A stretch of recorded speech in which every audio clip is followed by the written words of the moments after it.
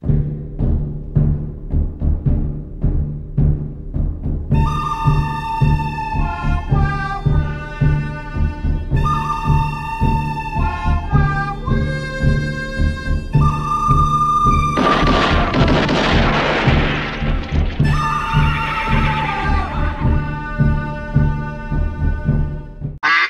tout le monde, c'est le Canard Enragé. Alors déjà j'espère que vous avez passé de très bonnes fêtes, car moi je sais que j'en ai passé des superbes. De 1, j'ai été très gâté par le Père Noël, comme vous pouvez voir. Et non seulement ça, mais aussi on est arrivé à 5000 abonnés. Et non seulement 5000 abonnés, la doublette, on est arrivé à 2 millions de vues. Alors ça c'est abusé. Mais voilà, on y est arrivé. Donc comme promis, voici la fac. Donc tout d'abord, je vais commencer par répondre aux questions français et ensuite je finirai par les questions en anglais et je parlerai en anglais. Tout sera sous-titré, bien sûr, il n'y a pas de problème. Donc c'est parti. Ok, première question vient de Silk 722. Ne regrettes-tu pas la KTM par rapport à la MT? Fais-le pour tes presque 5000. Maintenant c'est plus presque, c'est 5000. Alors, le nombre de fois que j'ai eu cette question dans ma vidéo Goodbye KTM Hello Yamaha, c'est incroyable parce qu'apparemment KTM, d'après internet, sont les meilleures motos au monde. Donc non, je ne regrette pas du tout la KTM par rapport à la MT. La KTM était une superbe moto, je dis pas le contraire, mais elle était très limitée dans son usage. Les supermodes c'est quand même un peu extrême. C'est des bonnes motos, super fun dans les virages, mais dès que tu dépasses les 100 km/h, c'est pas possible quoi. La MT c'est vraiment une des motos les plus polyvalentes que j'ai jamais eues, dans le sens où c'est super bien pour l'arsouille, c'est plus stable qu'un supermode, c'est bien en virage, ça reste quand même extrêmement léger pour un roadster, mais c'est plus stable et facile dans les grandes courbes. Moi je voyage beaucoup en Espagne, et en Espagne c'est des grands virages, et la supermode c'était pas possible. Chaque grand virage, je croyais que j'allais me mettre au tas quoi. Donc bon, non je ne regrette pas du tout. Au début peut-être parce que c'était ma moto de rêve pendant un long moment, c'était SMCR. Alors quand j'ai pu l'acheter j'étais hyper content. Et triste de le vendre bien sûr, mais il fallait que je le vende parce que il était temps. Mais maintenant la MT, je me suis tellement habitué à cette moto et je vois vraiment les, la le côté fort de la MT quoi, c'est vraiment la polyvalence de cette bécane. Donc voilà, pour répondre à ta question plus simplement, non je ne regrette pas la KTM par rapport à la MT. Ok, deuxième question de Roberto Regina. Pourquoi le nom Canard Enragé?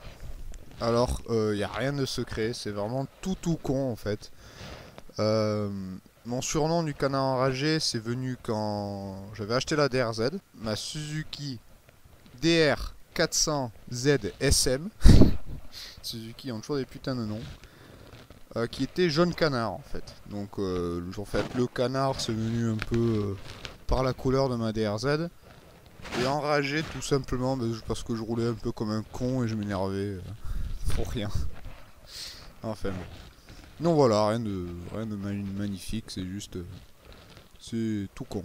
Mais souvent c'est les trucs les plus cons qui marchent. La preuve. Alors, question de Bike Fury. Sympa tout ça l'ami, GG, pour bientôt tes 5000 abonnés. Pas bientôt, c'est maintenant le cas. Mes questions. Alors lui il a plusieurs questions. Quel est ton prochain objectif? Qu'est-ce que tu aimerais savoir faire en moto, wheeling, etc. Quelle modification as-tu apporté à ta MT? Voilà, Vélami. Alors, prochain objectif, je sais pas si tu parles de YouTube ou de moto. YouTube, j'ai pas vraiment d'objectif. Honnêtement, je fais ça que par du loisir. Je fais ça quand je peux, quand je veux, quand j'ai envie, quoi. Quand ça me fait plaisir.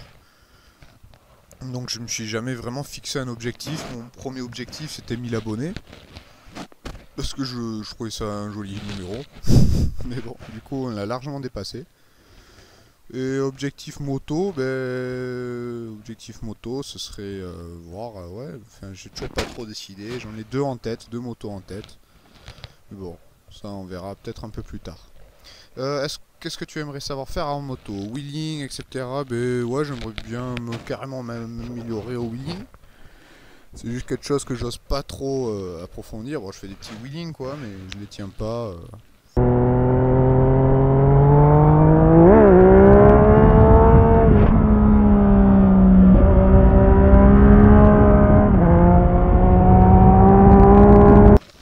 C'est bon, mais limite approfondir les glisses. Mais bon, j'ai pas la moto vraiment pour. Savoir faire en moto. Non, c'est tout. Hein. Honnêtement, y a pas qu'une chose, j'aimerais bien faire en moto. J'arrive déjà très bien à rouler, ça me va.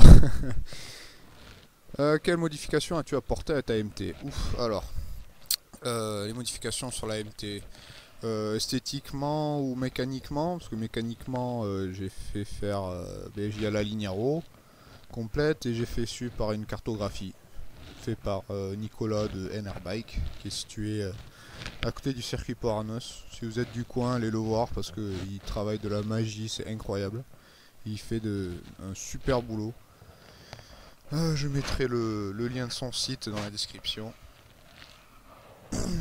Donc voilà, ensuite esthétiquement, comme vous savez par le walk around, il y a le réservoir, la bulle, le support de plaque, les écopes radiateurs, les stickers de jantes, c'est tout, je crois. Ah, les clignots aussi, LED. Ouais, après j'ai pas fait un boulot de ouf dessus, hein. Mais bon, c'est comme ça. Donc voilà, j'espère que j'ai répondu à ta question, Bake Fury. Ensuite, Bastou Duke, un petit con. Alors, sachant que tu aimes bien manger, pourquoi ne pas t'être appelé le canard enrobé? Alors toi, je t'emmerde, bien profondément, hein, voilà. Et sinon, combien de canards est-ce que tu possèdes? Alors, je vais aller voir ça tout de suite parce que je ne sais même pas. Ben, pas plus que ça. Hein. Enfin, j'ai les deux dans la Super 5 aussi. Ah, et j'avais la fève aussi, une fève canard. Et non, non, je suis pas fou des canards, non, c'est pas vrai. Ok, alors ensuite, prochaine question de Orange Red. Alors, Orange Red, je sais que tu me suis depuis très longtemps, alors merci beaucoup. Tu consommes du canard? Pourquoi la vie? Alors, pour le canard.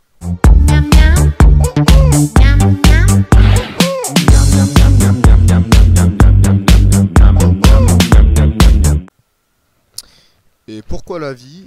Bah, pour rouler en moto. Attends, c'est logique, non? Alors, ensuite, Dop Dat FUT. GG pour les presque 5000 abos, c'est plus presque. Ma question est la suivante. Pour toi, c'est quoi l'esprit motard? Vélami. L'esprit motard. L'esprit motard, c'est un grand mot. L'esprit d'un motard. Ou l'esprit des motards. Je sais pas. On est tous des motards. On partage la même passion. Peu importe sur quoi on roule. Si c'est une Harley ou si c'est une super sport ou si c'est un super moto ou voilà, à part les scooters hein. Et de s'entraider quoi, je trouve que c'est très important. On voit un motard qui est arrêté au bord de la route, on s'arrête même ou même s'il a pas l'air vraiment en panne, on lui fait un petit signe, est-ce que ça va? Et souvent il va te faire oui ça va, ou il va faire comme ça souvent, c'est genre je sais pas trop. Donc là tu fais demi-tour, tu vas t'arrêter. Même si c'est prendre une minute juste pour voir si ça va, pour savoir si son téléphone, il a pu téléphoner quelqu'un. S'il a pas de téléphone portable, tu lui prêtes pour qu'il appelle juste quelqu'un. Je veux dire, t'arrêtes une minute, quoi. Ça peut te prendre une minute. Non, je dis ça parce que j'étais étonné à la balade cette année d'où je suis, à la balade des Pères Noël. Je les ai croisés, j'y étais pas, mais en fait, je les ai croisés en ville et un mec qui est tombé en panne devant moi.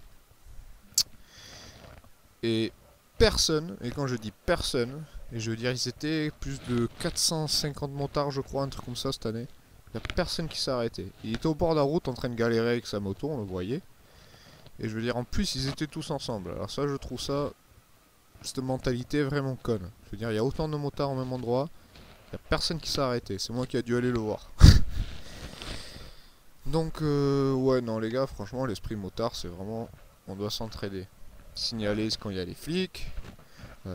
Aider quand il y a quelqu'un qui est arrêté au bord de la route. Voilà, quoi. On est tous des motards. Oui, il y a des motards cons et des motards sympas. Mais c'est comme ça.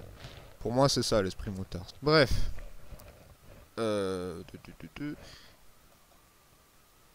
Question de KKHP. Que fais-tu de ta vie actuellement? Tu bosses. Alors Kevin, je sais que c'est toi. Mais j'espère que toi ça va aussi. J'aimerais bien savoir ce que tu fais toi du coup. Moi du coup actuellement je bosse, ouais. Effectivement j'ai trouvé une boîte et j'ai commencé à bosser. D'où ce changement que j'avais précisé dans ma vidéo de présentation de la fac. Donc ouais j'ai trouvé un job, ouais, effectivement. Tout se passe bien donc j'espère que c'est pareil pour toi. Question pour... Oh putain. MSXX Flavio XX. Pourquoi as-tu vendu la KTM et pourquoi as-tu acheté une MT-09? Aussi une question qu'on me pose tout le temps. La KTM, je l'ai vendue parce que la moto avait trop de bornes. Je voulais la changer parce que elle commençait à faire des bruits un peu chelous. Et je connais la réputation KTM. Ça, il n'y a pas de problème. Donc il était temps de le changer, aussi pour les raisons que j'expliquais avant, pourquoi je le regrettais ou pas, parce que je roulais beaucoup en Espagne, il fallait absolument que je trouve une moto plus stable. Et pourquoi j'ai acheté la MT-09? Parce que c'est le compromis parfait pour quelqu'un qui roulait en supermoto et qui passe en roadster. Parce que quand la MT-09 est sortie, Yamaha a appelé ça un roadster motard. Donc un mélange de roadster et de supermoto. Et c'était le cas, quand je l'ai essayé, j'ai trouvé vraiment naturel pour un mec qui roule en supermoto. Oh, excuse-moi. Le guidon large, la selle plate, position un peu droit mais sur l'avant. J'ai trouvé c'était vraiment la moto parfaite. Une suspension plus souple pour les petits wheelings ou les petites glisses quoi. C'était vraiment la moto pour bien être convertie dans le roadster quoi. Parce que je voulais pas un truc lourd. Et la MT-09, 188 kg, du mal. C'était vraiment une super moto et j'ai vendu la KTM. En fait, j'ai réussi à vendre la KTM quand elle avait encore de la valeur, parce qu'un peu plus, elle perdait énormément de valeur. Où j'ai pu quasiment acheter la MT-09 neuve sans rajouter beaucoup d'argent, quoi. Donc, ça montre la valeur des KTM, quoi. Donc voilà pourquoi j'ai vendu la KTM et acheté la MT-09. J'espère que ça répond à ta question. Alors, on continue. Moto de Alexandre Meury. Meury, je sais pas, désolé. As-tu déjà fait du circuit? Ouais, carrément. J'avais fait une petite vidéo bêtisier, enfin bêtise plutôt ici. C'était une journée piste que j'avais fait avec mon concessionnaire Ducati. Ils m'ont gentiment invité, même si je roulais en YAM. Alors, voilà pourquoi il y avait des Ducati partout, dehors. Et du coup voilà, non c'était sympa. Bon là on ressentait vraiment la limite du châssis de la MT-09. J'avoue pour piste c'était un petit peu trop mou. Mais à part ça, non je me suis vraiment régalé quoi. Bon, c'est dommage dans le sens où c'était ma moto de route, j'avais toujours cette appréhension de la faire tomber. Mais bon voilà, ça c'est juste moi.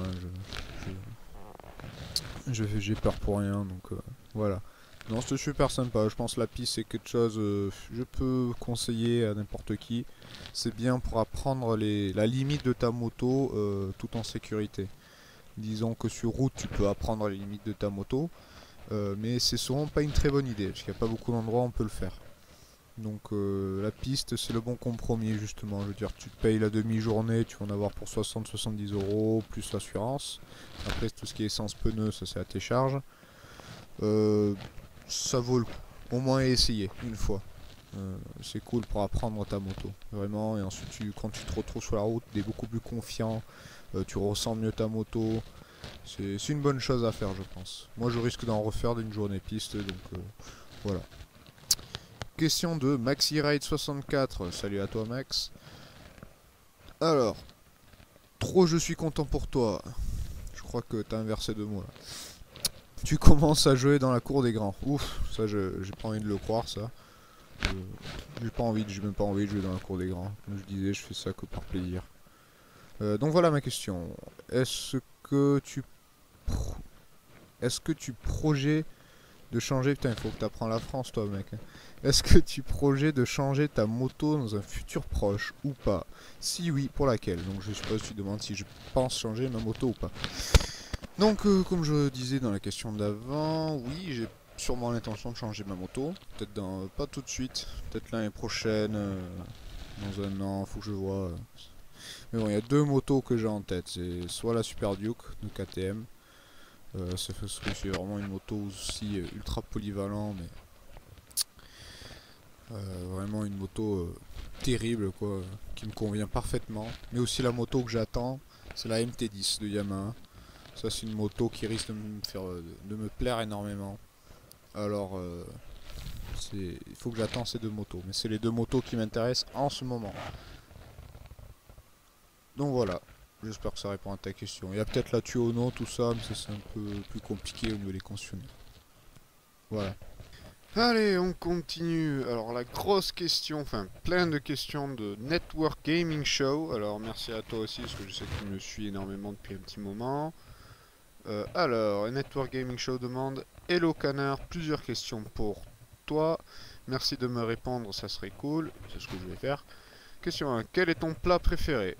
Plat préféré, ben...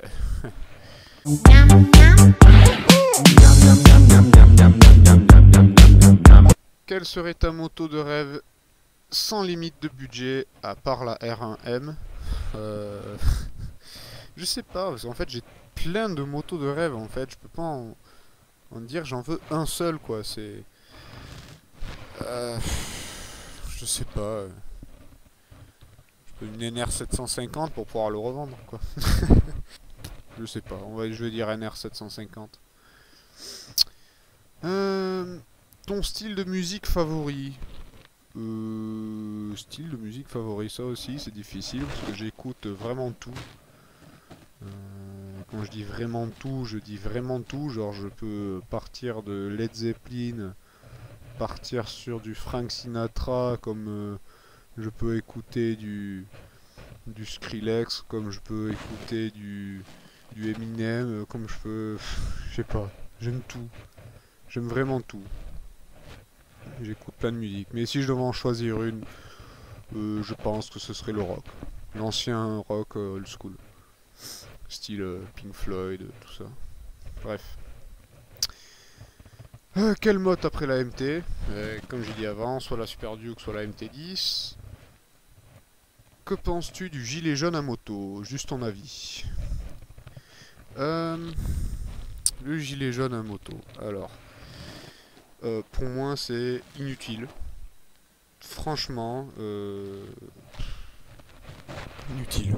Pourquoi porter un gilet jaune? Quelle idée. Bah, disons que... Au début, ils voulaient nous imposer le gilet jaune définitif. Donc on devait le porter en roulant. Il y a eu des manifestations pour opposer cette loi. C'est pas passé. Maintenant, apparemment, il va falloir porter un gilet jaune sur la moto à tout moment. Donc sous la selle. Donc en gros, au lieu de nous couper le bras, on nous coupe la main, quoi. Donc moi je suis contre, parce que je vois aucun intérêt, juste une histoire pour pouvoir foutre encore plus de prunes et prendre encore plus d'argent. Je veux dire, il n'y a aucun but. L'idée c'est si t'as un accident de moto, enfin si t'as une panne ou quoi, t'es au bord de la route, même principe que la voiture, tu mets ton gilet jaune. D'accord, ils sont mignons, mais honnêtement je vois pas comment ça peut sauver des vies. C'est pas utile. En roulant, déjà c'est un accident de moto, t'es par terre, inconscient, je pense le truc que tu vas éviter de faire, ça va mettre ton gilet jaune qui est sous ta selle, hein. Ouais, non, je pense pas. Et ensuite, quand t'es en panne, bon, une moto c'est beaucoup moins imposant qu'une voiture. Tu peux te mettre la moto au bord de la route ou dans un petit coin, tu vas pas gêner grand monde. Et au pire des cas, tu gardes tes feux. Parce que si c'est une panne, c'est sûrement une chance de panne d'essence. Tu gardes tes feux, c'est aussi visible. Je trouve ça, et tes clignots. Je trouve ça con. Enfin, ça c'est moi perso. Et tu peux me filer ta MT. Ben écoute, je te la file. Ouais. Mais en échange de 20 000 euros. Comme toi qui vois, mec, hein, honnêtement. Mais ouais, je te la file carrément. Y a pas de problème. Donc voilà. Merci à toi et continue à faire du good job. Et ben, thank you. Voilà. Et dernière question française de WTG Neo R. Tu es d'où? Je pense t'avoir déjà croisé. Je suis d'où? Ben, je suis de la France, du sud. Donc vous pouvez sûrement déjà le savoir. Je suis du sud, dans la région 64. Voilà, je vais pas rentrer plus en détail que ça. Donc voilà, j'ai déjà eu des gens qui m'ont reconnu, notamment Valentin. Alors c'est rigolo parce que je me suis fait reconnaître 2 fois, une fois en Espagne et une fois en France, et les deux s'appellent Valentin. Donc merci au Valentin espagnol et merci au Valentin français. Ça m'a fait super plaisir, vous êtes venus me voir. Je trouve ça super cool quand même qu'il y a des gens qui arrivent à me reconnaître, c'est incroyable. En tout cas, c'était super gentil de votre part, les gars. Donc, big up à vous. Allez, et bien on va passer aux questions anglais maintenant. Donc voilà, fin de vidéo, les gars. Une fois de plus, merci beaucoup pour 5000 abos. 2 millions de vues, c'est carrément la fête chez moi. J'espère que cette FAQ vous a plu. Du coup, si ça vous a plu, peut-être que j'en ferai d'autres, ça reste à voir. Vu que le temps commence à se refroidir un peu, je vais sûrement moins se rouler, forcément. Donc attendez-vous à plus d'épisodes du Canard fait coin. Ou d'autres conneries comme ça, je vais me démerder pour quand même faire des vidéos même pendant l'hiver. Donc voilà, encore un test de prévu qui va arriver aussi. Et du coup, je vous dis à très bientôt. Merci une dernière fois, parce que j'en ai ras le cul de dire merci. Et je vous fais un gros coin.